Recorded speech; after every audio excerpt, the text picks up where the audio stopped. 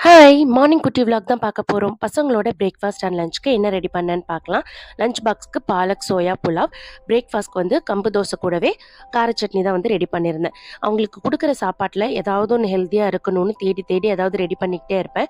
அதுக்கு வந்து ரீல்ஸ்ல இல்ல ஷார்ட்ஸ்ல ஏதாவது ரெசிபி என் கண்ணுக்கு தென்பட்டுச்சு அப்படின்னா, கொஞ்சம் டிஃப்ரெண்ட்டா இருந்ததுன்னா, அத சேவ் பண்ணி வச்சு அடுத்த ஒரு 2, 3 நாள்லயே ட்ரை பண்ணிருவேன். கிடைக்கிற இன்கிரீடியன்ட்ஸா இருந்துச்சுன்னா, கொஞ்சம் சீக்கிரமாவே ரெடி பண்ணிருவேன். அந்த மாதிரி தான் இன்னைக்கு சோயா பாலக் புலாவ் ரெடி பண்ணியிருந்தேன். ரொம்ப நல்லா இருந்தது. குக்கரில் ஹோல் ஸ்பைசஸ் எல்லாமே சேர்த்துக்கோங்க. சோம்பு, பட்டை, கிராம்பு, ஏலக்காய், கல்பாசி எல்லாமே சேர்த்துட்டு பெரிய வெங்காயம், பச்சை மிளகாய், இஞ்சி பூண்டு பேஸ்ட், தக்காளி, கொஞ்சமாக கரம் மசாலா, மிளகாத்தூள், மஞ்சத்தூள் இதெல்லாம் போடாதீங்க.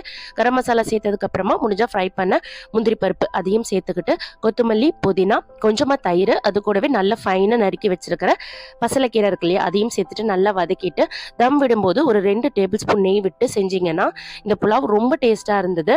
கீரை சாப்பிடாத குழந்தைங்களுக்கு இந்த மாதிரி மறைச்சி வச்சு கொடுத்துடலாம். ஸோ இந்த ரெசிபி கண்டிப்பாக ட்ரை பண்ணி பாருங்கள். மார்னிங் பிரேக்ஃபாஸ்ட்க்கு சூப்பரான கம்பு தோசை நல்லா முருகலாக இருந்தது.